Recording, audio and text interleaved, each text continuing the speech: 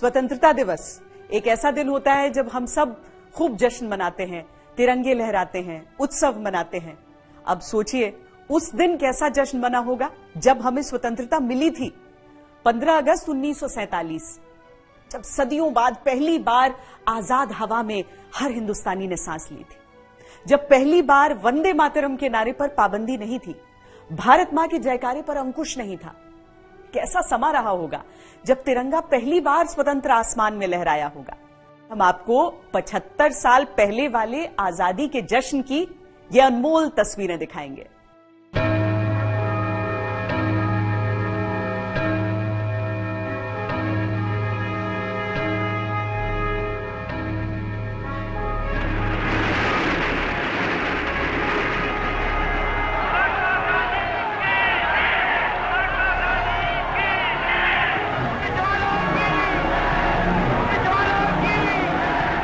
वो दिन जब केवल भूगोल नहीं बदला, इतिहास बदला था। ये उस दिन का जश्न है।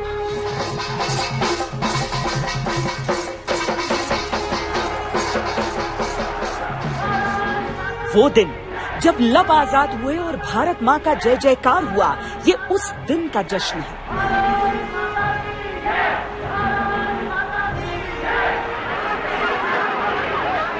वो दिन जब गुलामी की बेड़ियां टूटी और झूम कर नाचा हिंदुस्तान, ये उस दिन का जश्न है।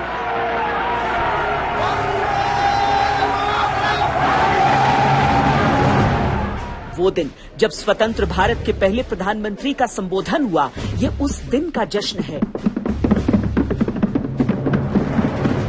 Long years ago, we made a tryst with destiny, and now the time comes when we shall redeem our pledge.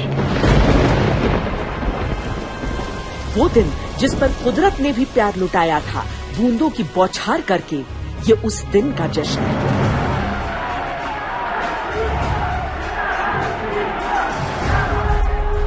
वो दिन जब तिरंगे के 3 रंगों का साथ देने के लिए आसमान में इंद्रधनुष प्रकट हुआ था, ये उस दिन का जश्न है। वो दिन 2 सदियों के दर्द और दमन पर भारी पड़ा था। उस दिन स्वच्छंद उल्लास पूरे राष्ट्र का मरहम बना था। वो दिन हमारी विजय का दिन था, राष्ट्र स्वाभिमान का दिन, विश्वास का दिन, हिंदुस्तान का दिन।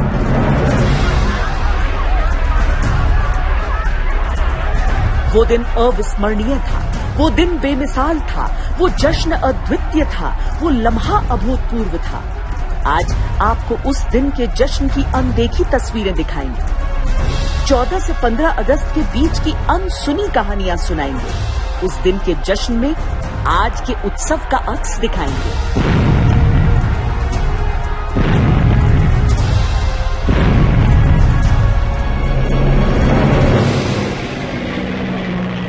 एक तरह से यह भारत का पुनर्जन्म था, जब गुलामी की जंजीरें चटक चटक के टूटी थी। ये कहानी गुलामी के उन आखिरी 24 घंटों की है। फरवरी 1947 में अंग्रेजों ने लॉर्ड लुईस माउंटबेटन को अंतिम वाइसरॉय के तौर पर भारत भेज दिया था। माउंटबेटन महारानी विक्टोरिया के परनाती थे और दूसरे विश्व युद्ध में उनकी वीरता और प्रबंधन के कई किस्से मशहूर थे। इसीलिए ब्रिटिश हुकूमत को उनसे उम्मीदें भी बहुत थी। उन्हें भारत भेजते हुए कहा गया था कि जून 1948 तक हिंदुस्तानियों के हाथों में सत्ता स्थानांतरण कर दिया जाए। पर माउंटबेटन इतना लंबा इंतजार नहीं करना चाहते थे। वो जानते थे उपजते हालात में भारत पर लंबा नियंत्रण संभव नहीं। उन्होंने तारीख तय कर ली, 15 अगस्त 1947। भारत में पंडितों ज्योतिषियों को यह तिथि बिल्कुल स्वीकार नहीं थी। उनके अनुसार ग्रहों नक्षत्रों का योग उस रोज शुभ नहीं था। उन्होंने आपत्ति की कि तिथि बदली जाए। बड़ी विकट स्थिति थी।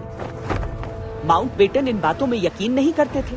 वो 15 के अलावा कोई और तारीख चाहते नहीं थे और भारतीय नेतृत्व में कोई भी समूचे देश के भविष्य को चंद घंटों के लिए खतरे में डालना नहीं चाहता था।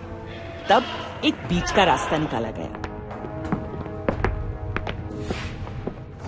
ये तय किया गया कि 14 तारीख की रात को 12 बजने से पहले पहले समारोह संपन्न हो जाए। प्रधानमंत्री स्वरूप पंडित जवाहरलाल नेहरू का भाषण हो जाए ताकि 15 अगस्त के आगमन से पहले ही औपचारिकताएं पूरी कर ली जाएं। ये स्थिति सबको स्वीकार थी और इसी के अनुसार तैयारियां शुरू हो गईं।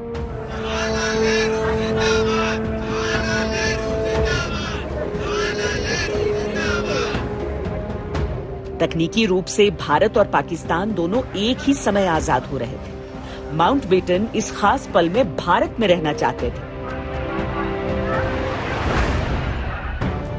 इसीलिए उन्होंने फैसला किया कि 13 अगस्त को ही पाकिस्तान चले जाएंगे। 14 अगस्त को औपचारिकता पूरी कर शाम तक भारत लौट आएंगे।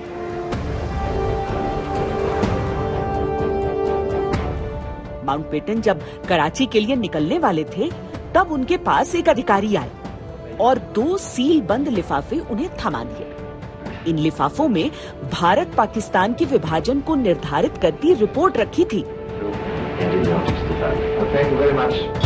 माउंटबेटन ने दोनो. लिफाफों को बिना खोले सुरक्षित रखवा दिया।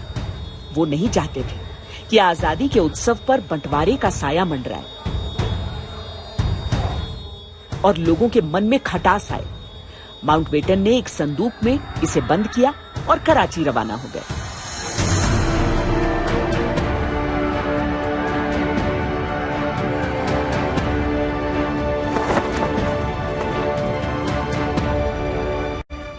जिन्ना एक हफ्ते पहले ही 7 अगस्त को हमेशा के लिए दिल्ली छोड़ कराची के लिए रवाना हुए थे। कराची में 13 और 14 तारीख अलग अलग समारोहों का आयोजन था। जिन्ना इस बात को लेकर खुश थे कि वाइसरॉय की लड़ाई में उन्हें एक दिन पहले की प्राथमिकता मिली है। हालांकि पाकिस्तान का एक देश के रूप में जन्म 15 तारीख को ही होना था और अंदर ही अंदर वो भी जानते थे कि माउंटबेटन असली समारोह के समय पाकिस्तान नहीं बल्कि भारत में रहना चाहते थे, इसीलिए उन्हें एक दिन पहले का समय मिला। बहरहाल उनके लिए एक और निराशा थी।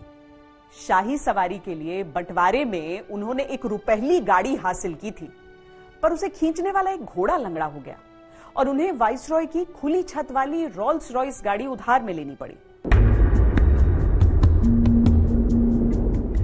इधर दिल्ली में अंतिम घंटों की प्रतीक्षा और तैयारियां चल रही थी। कांग्रेस ने आदेश जारी किया कि 15 अगस्त को देश के सारे सिनेमा घरों में लोगों को मुफ्त सिनेमा दिखाया जाएगा। दिल्ली में स्कूल जाने वाले हर बच्चे को मिठाई और स्वतंत्रता पदक दिया जाएगा और देश भर के सारे बूचड़खाने बंद रहेंगे। बस चंद घंटों की प्रतीक्षा बाकी रह गई थी, फिर तो हमारी मिट्टी भी मुक्त थी और आसमान भी आजाद। 190 वर्ष पहले प्रारंभ हुए गुलामी और क्रूरता का दमनकारी चक्र अब समाप्त होने वाला था। समय था नियति से साक्षात्कार का वचन पूर्ण होने का।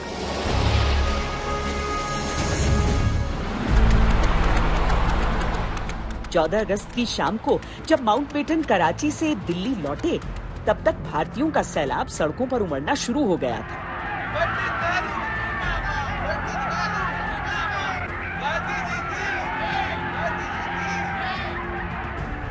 माउंटबेटन दिल्ली में आयोजित होने वाले समारोह को लेकर बहुत उत्साहित थे।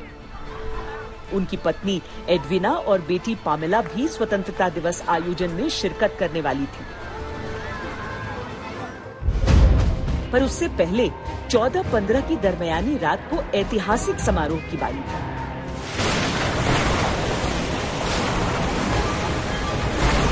उस रोज आसमान में सुबह से ही बादलों का डेरा था।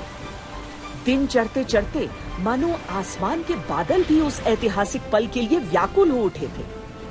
स्वतंत्र भारत का स्वागत करने के लिए बादल गरज गरज कर बरस रहे थे, जैसे विश्व गुरु भारत के पुनर्जीवन का उत्सव मना रहे हों।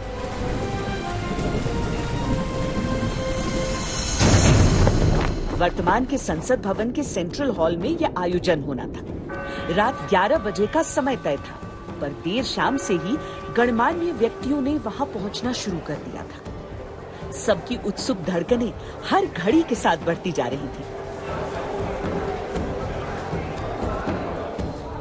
संसद भवन के बाहर भीड़ बढ़ती जा रही थी। एक बार तो जवाहरलाल नेहरू को स्वयं लोगों से अपील करनी पड़ी कि वो शांति बनाए रखें, पर खुशी के ऐसे अविस्मरणीय पल में भला कौन संयम की बातें सुनता।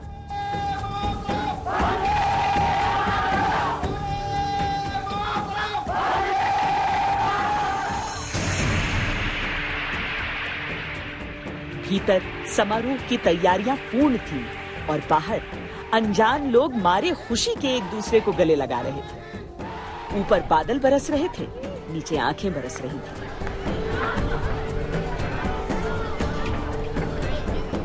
भीड़ में रिफ्यूजी भी थे जो पाकिस्तान से भाग कर आए थे।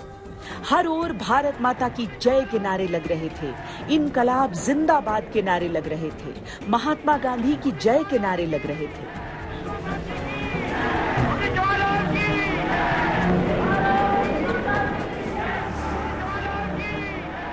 भारत के भाग्य का इतना बड़ा दिन, पर महात्मा गांधी इस समारोह में शामिल नहीं थे।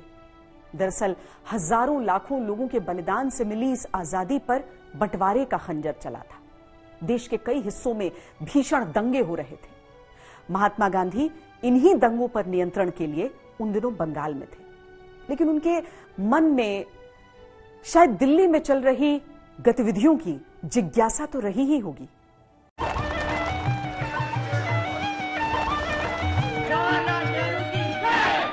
पंडित जवाहरलाल नेहरू का चेहरा दमक रहा था। इस घड़ी की प्रतीक्षा हर पल हर भारतीय के दिल में रही थी।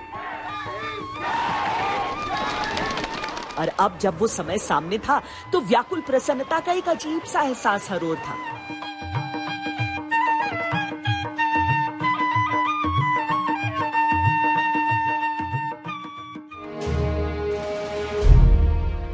सभा की शुरुआत में उन सभी स्वतंत्रता सेनानियों के लिए 2 मिनट का मौन रखा गया जिन्होंने देश की आजादी के लिए अपनी जान का सर्वोच्च बलिदान दिया था। खुशी के समय में भी न जाने कितनी आंखें उस सभा में उस वक्त नम हो गई थी। कार्रवाई आगे बढ़ी तो स्वतंत्रता सेनानी सुचेता कृपलानी ने वंदे मातरम गीत गाया।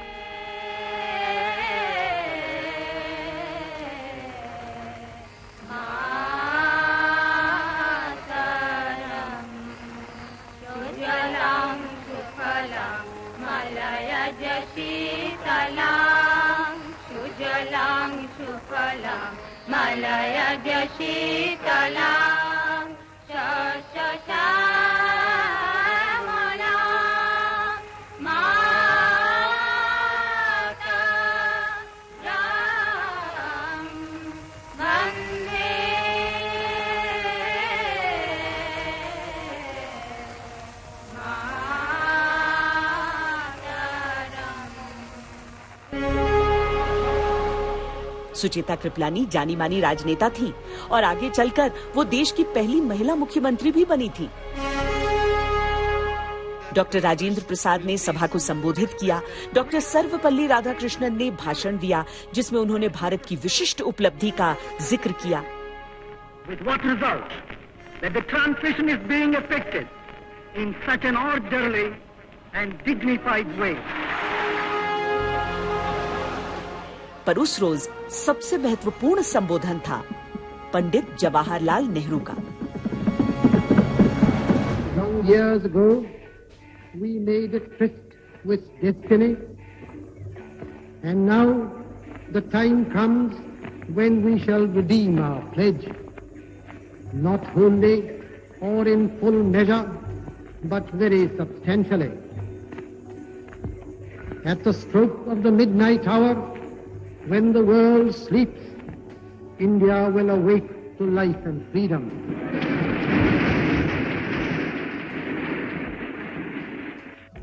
A moment comes, which comes but rarely in history, when we step out from the old to the new, when an age ends, and when the soul of a nation, long suppressed, finds utterance.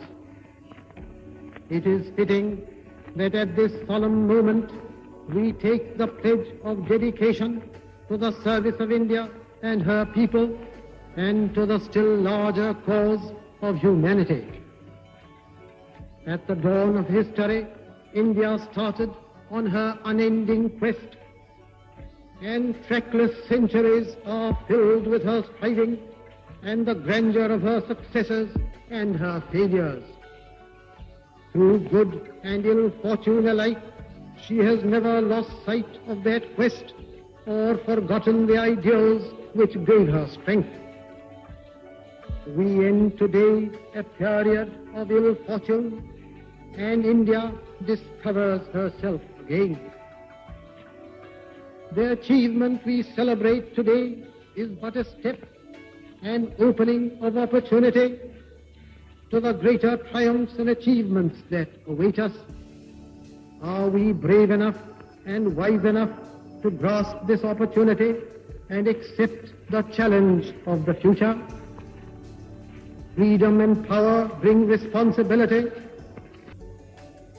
That future is not one of ease or resting, but of incessant striving, so that we might fulfill the pledges we have so often taken and the one we shall take today.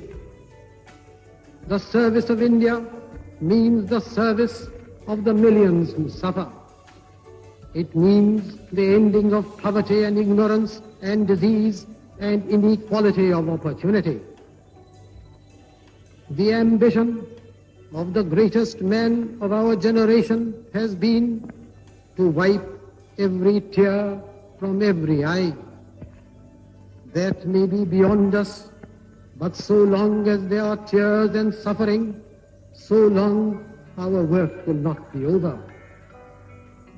And so we have to labor and to work hard to give reality to our dreams.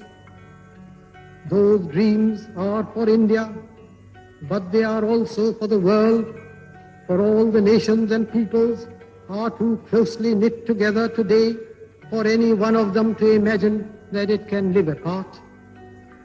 Peace has been said to be indivisible, so is freedom, so is prosperity now, and so also is disaster in this one world that can no longer be split into isolated fragments. To the people of India, whose representatives we are, we make appeal to join us with faith and confidence in this great adventure. This is no time for petty and destructive criticism, no time for ill will or blaming others. We have to build the noble mansion of free India where all her children may dwell. सचमुच मध्य रात्रि होने के बावजूद उस वक्त किसी भी भारतवासी की आंखों में नींद की परछाई तक नहीं थी। उस पल में भारत ने तो एक सदी बाद स्वतंत्र सपने देखने के लिए अपनी आंखें खोली थी। एक सुनहरे युग का सपना, संपन्न जीवन का सपना, नए भारत का नया सपना। And when the soul of a nation, long suppressed, finds utterance. Pandit Jawaharlal Nehru का ये भाषण ट्रिस्ट विद डेस्टिनी के नाम से जाना गया और 20वीं सदी के सबसे बेहतरीन भाषणों में शामिल किया गया। हालांकि अगले दिन के अखबारों के लिए नेहरू ने अपने भाषण में 2 पंक्तियां अलग से जोड़ी।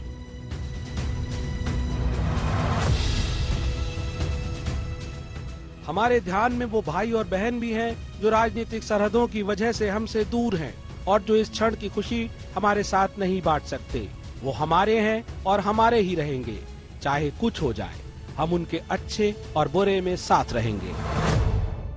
घड़ी में जैसे ही 12 बजे शंख बजने लगे, महात्मा गांधी की जय के नारों से सेंट्रल हॉल गूंज उठा। उस शंखनाद में एक नए राष्ट्र के संकल्प का उद्घोष था।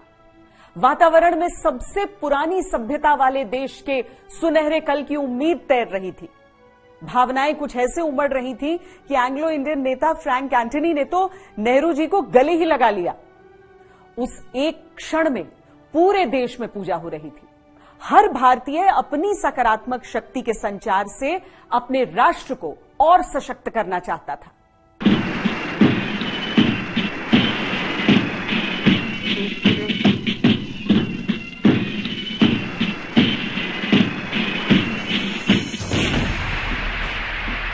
समारोह समाप्त हुआ तो संविधान सभा ने प्रस्ताव पेश किया कि लॉर्ड माउंटबेटन को स्वतंत्र भारत का पहला गवर्नर जनरल बनाया जाए।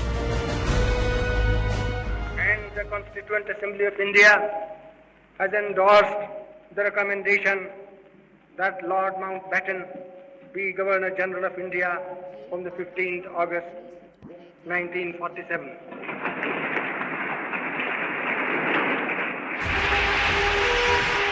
The entire audience rises. Members of the Viceroy's bodyguard enter in their white uniforms. ADCs walking down the center of the hall, and Lord Mountbatten. I, Louis, Francis, Albert, Victor, Nicholas, Viscount Mountbatten of Burma, do swear that I will be faithful.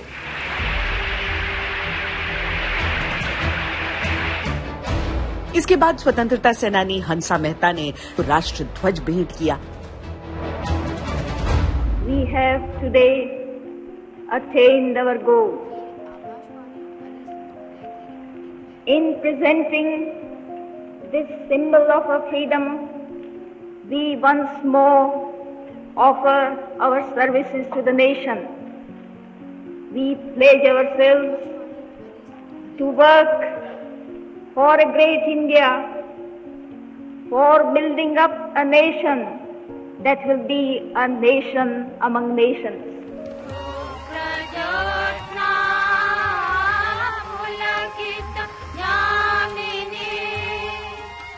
और फिर वंदे मातरम के साथ समारोह संपन्न हुआ।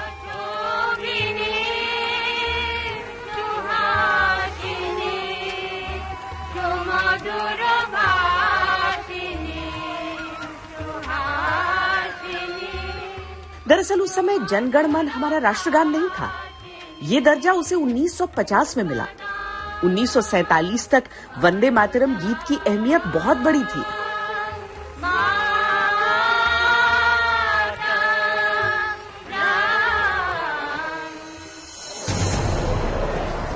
समारोह के बाद भावनाएं जब कुछ कुछ काबू में आने लगी तो सब वहां से निकलना शुरू हुए।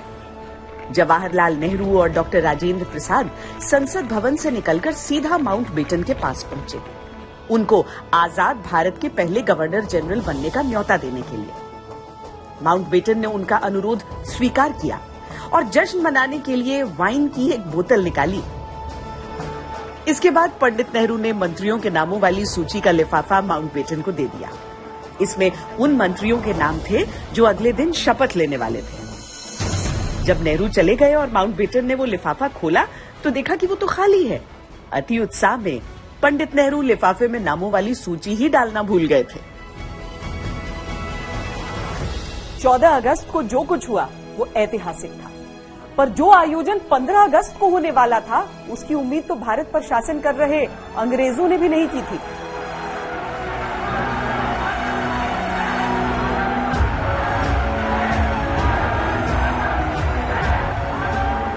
भारत हमेशा से ही आस्था और उत्सव की भूमि रहा है। कुंभ स्नान जैसे पावन अवसर पर हमेशा ही लाखों लोग उमड़ते रहे थे, पर 15 अगस्त 1947 को हिंदुस्तान का तीर्थ बदल गया था। इस दिन जब लोग सोकर उठे तो सदियों बाद आजाद सुबह में सांस ली थी। संघर्ष, दमन और अत्याचार का दर्द पीछे छूट चुका था। आज जश्न की बारी थी। नई दिल्ली के बीचों बीच इंडिया गेट से लेकर आज के राष्ट्रपति भवन तक का इलाका उत्सव के लिए निर्धारित था। आज जो इलाके को हम विजय चौक कहते हैं, तब वो प्रिंसेस पार्क कहलाता था।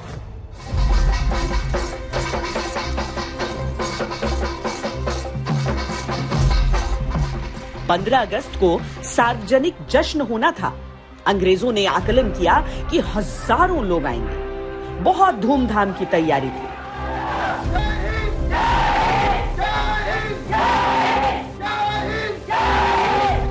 पूरे विचार के बाद आकलन किया गया कि 30,000 लोगों के हिसाब से तैयारी की जाए। ध्वजारोहण के लिए एक मंच बनाया गया जिस पर नेताओं के बैठने की व्यवस्था थी। इस मंच के सामने भीड़ को रोकने के लिए बल्लियां बांधी गई।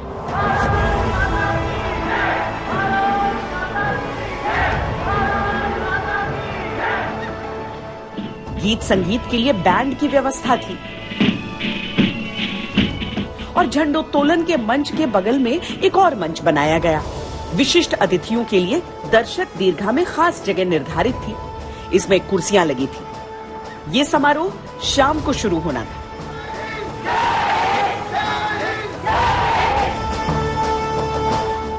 इससे पहले शपथ ग्रहण की बारी थी। नए भारत का पहला मंत्रिमंडल बेहद दिलचस्प था और राजनीतिक विविधता में राष्ट्र एकता का बेहतरीन नमूना। 15 अगस्त की सुबह 8 बजे दरबार हॉल में गहमा गहमी शुरू हो गई। लगभग 500 अतिथि मौजूद थे। इसमें राजदूत थे, राजा थे, रजवाड़ों के प्रतिनिधि थे और बड़े बड़े नेता भी। आधे घंटे बाद शपथ ग्रहण की प्रक्रिया शुरू हो गई और सबसे पहले स्वतंत्र भारत के पहले प्रधानमंत्री के रूप में पंडित जवाहरलाल नेहरू को लॉर्ड माउंटबेटन ने शपथ दिलाई। I, Jawaharlal Nehru,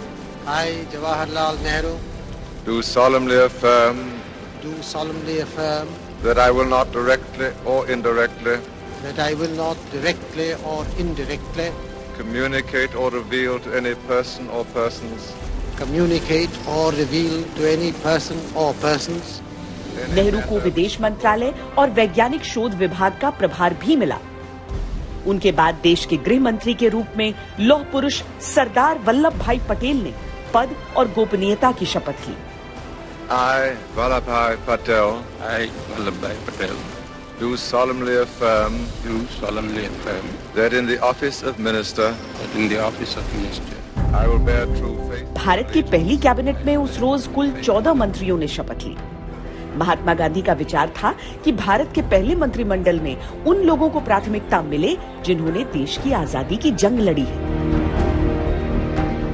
राजनीतिक मतभिन्नता और विचारधाराओं की लड़ाई को दरकिनार कर देश की भलाई देखी जाए और ऐसा ही हुआ। बाबा साहेब भीमराव अंबेडकर आजाद भारत के पहले कानून मंत्री बने। नेहरू से कई मामलों में अलग विचार रखने वाले श्यामा प्रसाद मुखर्जी उद्योग मंत्री बने। कैबिनेट में जस्टिस पार्टी के षणमुगम शेट्टी थे तो किसान मजदूर प्रजा पार्टी के रफी अहमद किदवई भी। भारत की पहली सरकार में हिंदू, मुस्लिम, सिख, ईसाई और पारसी समुदायों को प्रतिनिधित्व मिला था।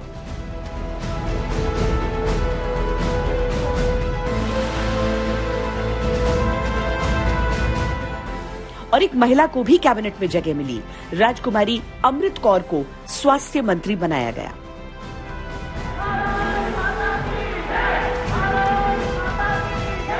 On this historic day, when India takes her place as a free and independent dominion in the British Commonwealth of Nations, I send you all my greetings and heartfelt wishes. Freedom-loving people everywhere will wish to share in your celebration.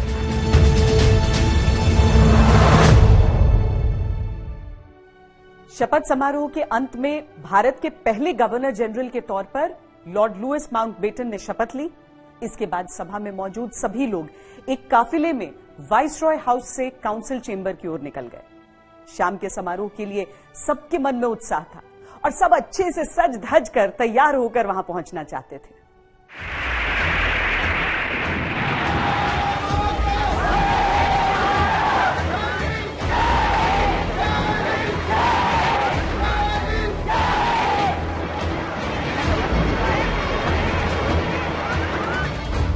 तैयारी 30,000 लोगों की थी, पर यह आंकड़ा तो सुबह सुबह ही पार हो चुका था।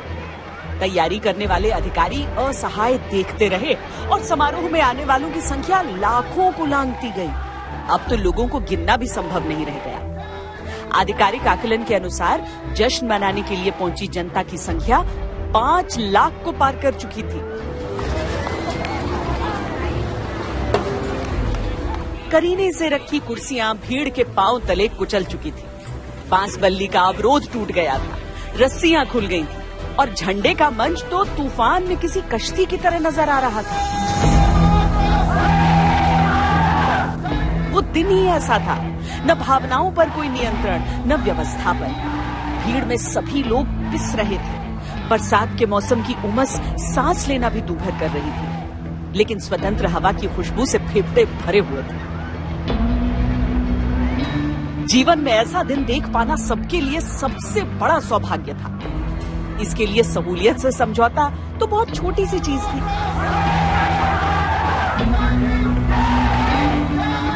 लेडी माउंटबेटन की 2 सचिव एलिजाबेथ कॉलिंस और म्यूरियल वॉटसन शाम 5 बजे के लगभग वहां पहुंची, लेकिन वीआईपी स्टैंड ही गायब था।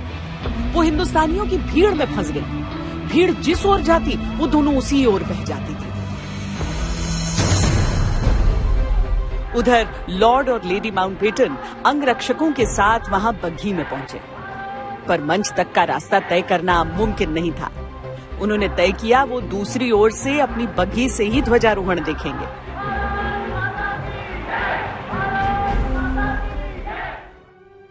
यहां पर इस समय आप सन्नाटा देख रहे हैं, लेकिन उस दिन ऐसी तस्वीर नहीं थी।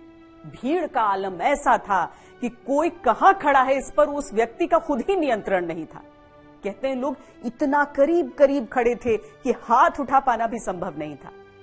अब समारोह की प्लानिंग तो बहुत भव्य थी, पर भीड़ की वजह से ध्वजारोहण के अलावा और कुछ हो पाना मुमकिन ही नहीं था।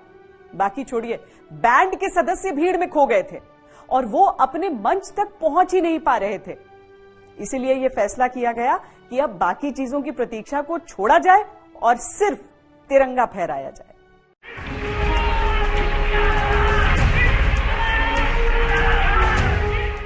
शाम 6 बजे जनसागर की लहरों पर किसी नाव से तैरते उस मंच पर भारत की शान, पृथ्वी के सबसे सुंदर 3 रंगों को जोड़कर एकता और एकजुटता के प्रतीक भारत के तिरंगे को फहराया गया। ध्वजारोहण का वो पल भी बेहद भावुक था। ये केवल ध्वज नहीं था, ये हर हिंदुस्तानी का प्रण था, हमारे राष्ट्र प्रेम का सर्वोच्च प्रतीक।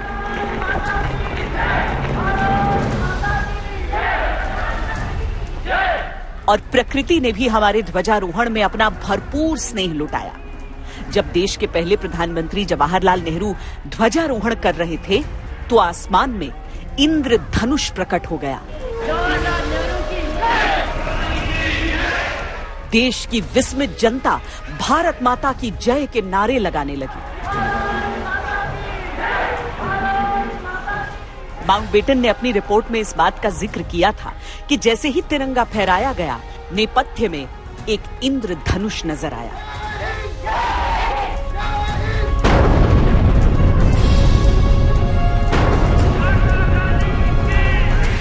उस रोज माहौल ही ऐसा था कि कुछ देर के लिए हिंदुस्तानियों ने पीढ़ियों पर अत्याचार करने वाले अंग्रेजों को भी माफ कर दिया था।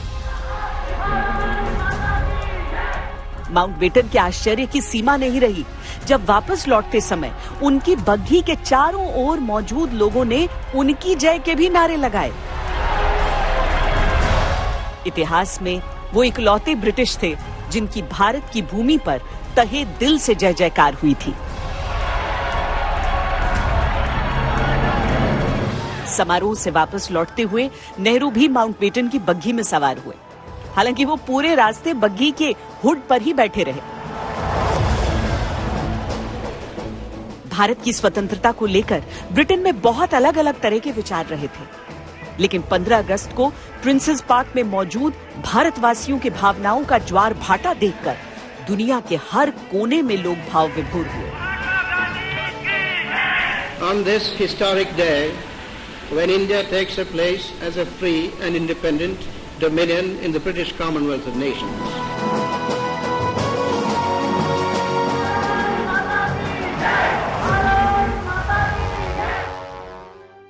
इसके बाद तो पूरी दिल्ली में ऐसी रोशनी की गई जैसी उससे पहले किसी ने देखी नहीं थी। कनॉट प्लेस और लाल किला तिरंगे के रंग में रंगे हुए थे। रात में माउंटबेटन ने तब के गवर्नमेंट हाउस और आज के राष्ट्रपति भवन में 2500 लोगों को भोज दिया।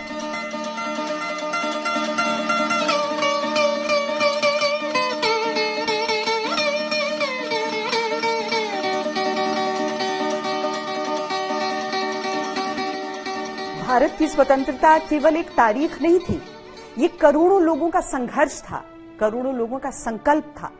15 अगस्त 1947 को ध्वजारोहण आज के विजय चौक और तब के प्रिंसेस पार्क के इलाके में किया गया। हालांकि अब लाल किले में झंडा फहराया जाता है।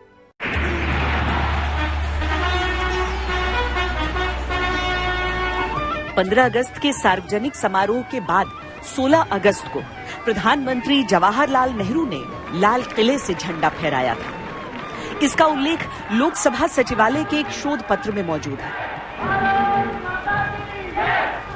एक आजाद मुल्क में कोई बड़े सवाल हल नहीं हो सकते जब तक कि आम जनता का उसमें पूरा हल करने में सहयोग न हो और मदद न हो, क्योंकि पहला फर्ज आपका यह है, हमारा और आपका हर एक का, कि हिंदुस्तान की खिदमत कुछ न कुछ करें। इसके बाद से हर साल स्वतंत्रता दिवस पर देश के प्रधानमंत्री लाल किले पर ही ध्वजारोहण करते हैं। इसी तरह ध्वजारोहण के बाद राष्ट्रगान की परंपरा 1950 के बाद शुरू हुई।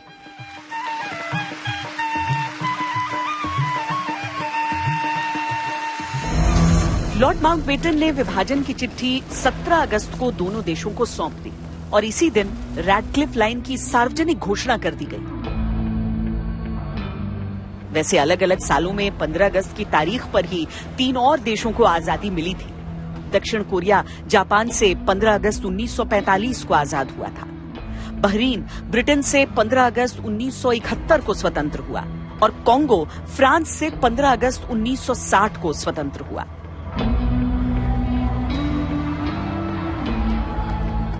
पाकिस्तान ने मोहम्मद अली जिन्नाह के जीते जी 2 स्वतंत्रता दिवस तो 15 अगस्त को ही मनाए, लेकिन जिन्ना की मौत के साथ ही इस परंपरा को भी मार डाला और अपने स्वतंत्रता दिवस की तारीख 24 घंटे पीछे 14 अगस्त कर ली।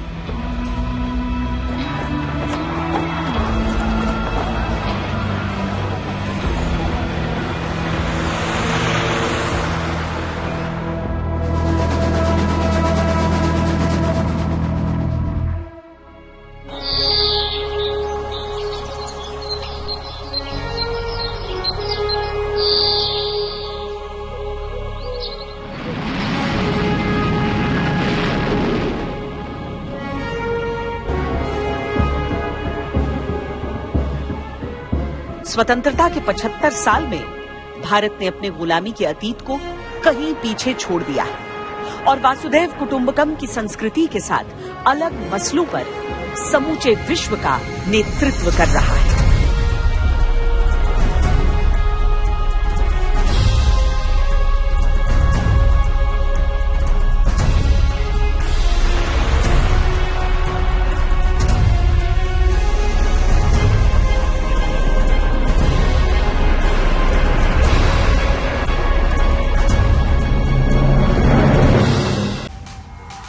आज तक HD, सबसे तेज, सबसे ज्यादा।